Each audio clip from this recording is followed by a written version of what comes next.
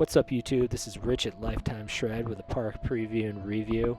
This is from a recent trip I took to Orlando, Florida in March of 2021. Specifically on this day, I was checking out Nona Wake Park. So like you, I love traveling to wake parks. It's probably one of my favorite things to do if I'm getting out of town. Maybe my most favorite.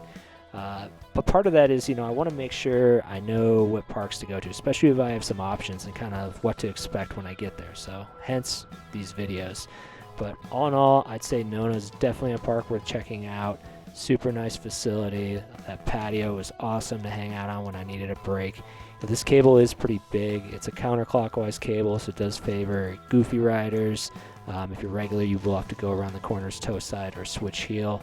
And it's about a 1.5 minute lap, which, yeah, like I said, is a longer lap. A lot of cables are closer to like a minute 15.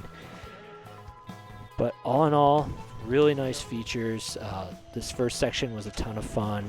Lots of different lines in here for all levels of rider, from beginner to advanced. There's transfer features, inside out, outside in. There's rails. There's ride-on boxes. Tons of options here, depending what you're looking to do. And pretty well packed in, so it's really action-packed. I really like that a lot. Love seeing that at parks when you feel like you have lots of options. And this was probably one of my favorite features just because I'm working on improving my toe side transfers, so really great feature for working on those. And I will say, however, the back half of this park is featureless. It's, like I said, a long cable, and this whole section was actually pretty windy that day and really tired me out going around there. But I'd love to see some like mellow features there. I realize it's a long walk if you fall out there, which is probably why it's featureless. The John Dryling feature, also really cool to see.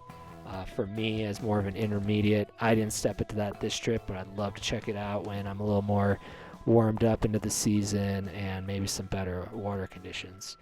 And they also had some great kickers as well. I think this was a large on the left, may have been an XL. The right was definitely an XL, so those were really fun. Not too far of a walk back to the dock either, which is always something I like to see at parks.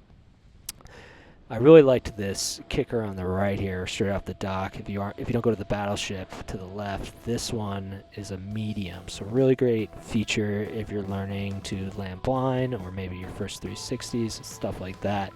And of course, they got the really mellow ride-on box for the beginners. Can't really get more mellow than that. So that was really cool too. But all in all, one of my favorite things about this park, even though it's huge and there's no center island, is there's a dock around the entire outside, and it's not high off the water. It's easy to get up on. It's got a carpet on it.